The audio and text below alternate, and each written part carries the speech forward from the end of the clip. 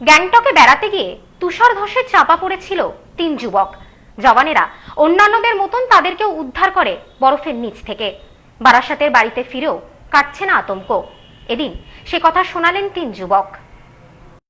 প্রকৃতির নৈসর্গিক সৌন্দর্য দেখতে গিয়ে প্রকৃতির এমন ভয়ঙ্কর রূপ দেখবেন আশা করেননি বারাসত শহরের ৩ যুবক সুমিত দাস, তথাগত রায়চৌধুরী ও অরিন্দম দাশগুপ্তরা। সিকিমে ঘুরতে গিয়েছিলেন এই ৩ জন যুবক। চলতি মাসের ২ তারিখ রওনা দেন। ৩ তারিখ গ্যাংটকের হোটেলে পৌঁছান। পরদিন দুপুরে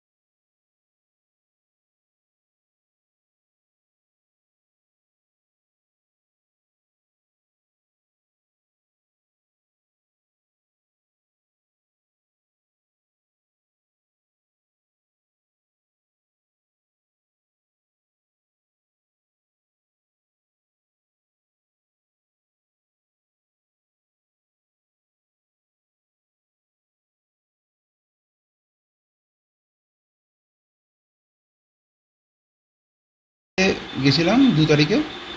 তো ৩ তারিখে আমরা পৌঁছাই। তো তারপর সেখান থেকে ৪ তারিখে সকালবেলা আমরা গাড়ি করে আমাদের প্ল্যান ছিল ছাঙ্গু লেক এবং নাথুলা বাবা মন্দির যাওয়া। তো সেখান থেকে যাওয়ার সময় আমাদের পারমিশনের সময় 15 মাইল পর্যন্ত একটা জায়গাতে আমাদেরকে পারমিশনটা দেওয়া হয়। কিন্তু আমরা সেখানে নেমে নর্মাল ছবি টবি তুলছিলাম। তো তারপরে আমাদের যে গাড়ির ড্রাইভার তিনি আমাদের বলেন যে সামনে একটু যাওয়া যাবে, পুলিশ ছাড় দিয়েছে। তো সেখান থেকে আমরা 70 মাইল অবধি সেই জায়গাতে গিয়ে পৌঁছাই এবং সেইখানে একটা নর্মাল ফ্রোজেন ট্রেন ছিল, যেখানে সবাই মিলে ফ্যামিলিরা বাচ্চা কাচ্চারা খেলাধুলা করছিল একটু উপরে উঠে। তো সেখানে আমরাও উঠলাম। তো ওঠার পর নর্মাল ছবি টবি তুলছি, কিন্তু হট করে আমার এই বন্ধু অরিন্দম দাশগুপ্ত হট করে লক্ষ্য করে যে উপর থেকে মানে পাহাড়ের গা থেকে বরফ ভেঙে পড়ছে। তো প্রচণ্ড স্পিডে সেটা আসছিল। তো তারপরে আমাদেরকে বললো যে ও পালা। তো সেটা দেখার পর একটা হট করে মাথাটা ঘোরানোর পরে দেখলাম ভেঙে পড়ছে। তো তখন মানে সেই এমন একটা কন্ডিশনে চলে গেছি যে হয় বাঁচবো না মরবো, আমাকে তো চেষ্টা করতে হবে বাঁচার। তো তারপর সেখান থেকে লাফ মেরে যতটা সময় ট্রাই করলাম এই করার, কিন্তু আমাদের বরফে ধাক্কা খেয়ে আমরা মানে আমি অ্যাকচুয়ালি একটা ওখানে জেসিবি রাখা ছিল, জেসিবির সামনে গিয়ে ধাক্কা খাই এবং আমার বুকে পাঁজরে এবং পিঠে ঘাড়ে চোট লাগে এবং কানেও আমার কেটে গেছে, মাথা তো একটু হালকা ফুটো ফুটো হয়ে গেছে। তো তারপরে উঠে আমি কাউকে দেখতে পাই না। তো তারপরে একা মোটামুটি আধ ঘন্টা ধরে আমি ঘুরে বেরিয়েছি এবং টেনশানে যে ওরা আদৌ বেঁচে আছে কিনা। তো তারপর ভগবানের কৃপায় সুমিত বলে আমার একটা বন্ধু, ও আধ ঘন্টা থেকে 35 মিনিট মতো বরফের তলায় ফেন্ট অবস্থায় পড়েছিল। তো সেখান থেকে বেলচা দিয়ে আর্মিরা তাকে উদ্ধার করে তখন ওকে নিয়ে আসে। তখন ওর সাথে আমার দেখা হয়, কিন্তু তারপরেও আমার চিন্তা থেকে যায় যে অরিন্দম দাশগুপ্ত মানে আমার বন্ধু, তাকে আমি খুঁজে পাচ্ছিলাম না। তো তারপর আমি আর্মির সাথে কথা বলে আর্মির ক্যাম্পে যাওয়ার জন্য প্রস্তুত হই আমরা দুজন। আর্মিরা আমাদের যথেষ্ট হেল্প করেছে এবং ক্যাম্পে গিয়ে বেসিক যে ট্রিটমেন্টগুলো হয়, প্রাইমারি ট্রিটমেন্টগুলো তারা আমাদেরকে প্রদান করে। তো তারপর সেখানে প্রায় 2 ঘন্টা অপেক্ষা করার পর আমাদের সাথে অরিন্দমের দেখা হয় এবং দেখে ভাল লেগেছে যে অ্যাটলিস্ট ওর কোনো ক্ষতি হয়নি, ও হালকা চোট লেগেছে হাতে। কিন্তু আমরা 3 জন যে এখন অক্ষত আছি এটা ভগবানের দান। এবং আর্মিদের কৃপা, এছাড়া হয়তো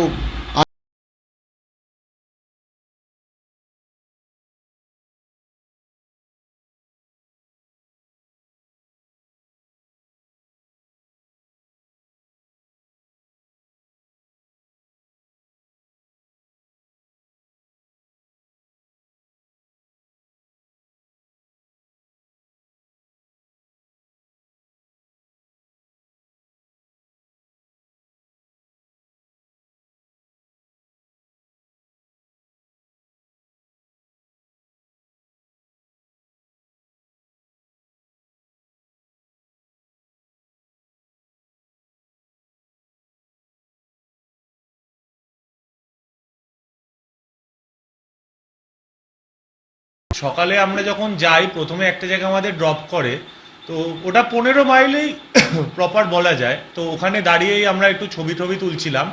পরে যে আমাদের গাড়ির যে ড্রাইভার দাদা ছিল, সে বললো চলো আরটু এগোনো যাক। তো আমরা গাড়িতে উঠে একটা জায়গায় গিয়ে গাড়িটা দাঁড়ায়, সেখানে প্রচুর লোক ছিল, প্রায় কম করে 100 থেকে 150 লোক সেই সময় প্রথমে ছিল, প্রচুর গাড়ি ছিল। তো ওই জায়গায় একটা ঝর্ণা ট্রেন ছিল, পরে আমরা জেনেছি যে ওটা ঝর্ণা। তো ওইখানেই আপনার অ্যাভালেন্সটা হয়, যেখানে আপনার উপর প্রায় 12,000 ফুট ওপর থেকে বরফ ভেঙে পড়ে নিচে 8,000 ফুটের মতো জায়গায়। তো আমরা 3 বন্ধু যেহেতু ছিলাম, আমরা ওখানে দাঁড়িয়ে এমনি ছবি তুলছিলাম নর্মালি। তো হঠাৎ আমার একজনের পাশের একজনের কথা শুনি ওপরে দেখ। তো আমি ওপরে তাকিয়ে দেখি এরকম বরফ ভেঙে পড়ছে। তো আমি ওদের বাকি দুজনকে শুধু এই কথাটুকুই বলেছিলাম যে পালা। তারপর আমিও নিজে ওখানে আর দাঁড়াইনি 1 মিনিটও, মানে 1 মিনিট বলছি কেন, সেকেন্ডও দাঁড়াইনি। মানে সেই সময় আমি নিচে দৌড়ে নামা শুরু করে দিয়েছি। তো প্রায় একটা জায়গায় এমনও ছিল যে 10-15 ফিট ওখান থেকে নিচে লাফ দিই, মানে তার উপর সাথে সাথে বরফও আমাদের ওপর পড়ে। মানে আমার শুধু পিছনে কোমর অব্দি বরফ ছিল, বাকিটা আমি রাস্তায় পড়ে গেছিলাম। আমি কোনো রকমে বেরোই, আমার সাথে আরেকজনও বেরোয়।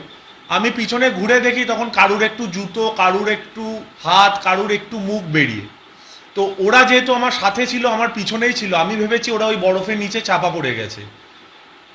তো আস্তে আস্তে তখন আমি হাত দিয়ে এরকম করে বরফ সরিয়ে আমরা অনেকজন প্রথমে ইমিডিয়েট যাদের বার করার তাদের বার করি। তো তার মধ্যে একটাই জিনিস আমার শুধু খারাপ লেগে যায়, যে একজন আপনারা সবাই জানেন যে যেই 7 জন নিউজে এসছে মারা গেছে, তার মধ্যে একটা বাচ্চা ছিল যে 6-7 বছরের ইউপির। তো আমি যখন খুঁজছিলাম, আমার পাশ থেকেই ওই বাচ্চাটাকে নিয়ে গেছিল। মানে তখনও বুঝতে পারিনি যে পরবর্তীকালে হয়তো ওইটুকু একটা বাচ্চার এইরকম হয়ে যাবে, জীবনটাই শেষ হয়ে যাবে। তো তারপর আমি বাকি ওই দুজনকে ওদের পাইনি। তো আমি এইদিকে যেরকম ছিলাম, মানে একটা সময় ছিল আমার হাতটা পুরো নীল হয়ে গেছিল যে এত বরফ ঘেটেছিলাম। তো একটা সময় পর একজন এসে আমাদের বললো, সে আমাদের গাড়িরই ছিল, যেহেতু আমরা গাড়িতে শেয়ারে গেছিলাম, যে তোমার ওই 2 জন বন্ধুকে পাওয়া গেছে, ওদের আর্মির ক্যাম্পে নিয়ে গেছে। তো তার কিছুক্ষণ পর আমিও আর্মির ক্যাম্পে যাই, সেখানে ওদের দুজনকে দেখি। তো আমার এক বন্ধু তথাগত ওর বলছিল জেসিবির তলায় আটকে গেছিল, নইলে নাকি আজও খাদেই পড়ে যেত।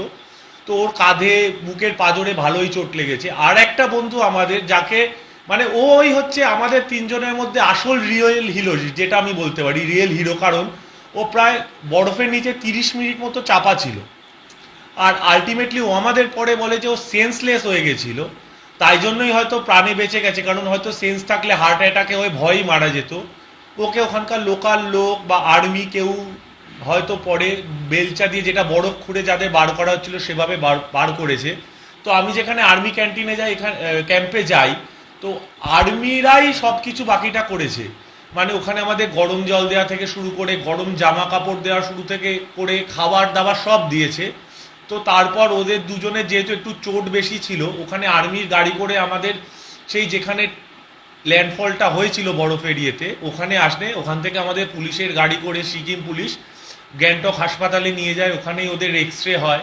তো রিপোর্ট খুব একটা খারাপ ছিল না, তাই জন্যই হয়তো ওদের ছেড়ে দেয়।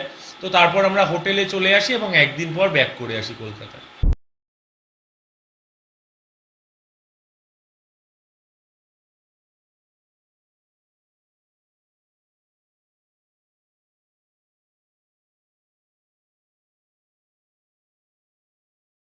শিমুলতলার মোড়, যশোর রোড, আদি মোহিনীমোহন কাঞ্জিলালের বনগা শাখা।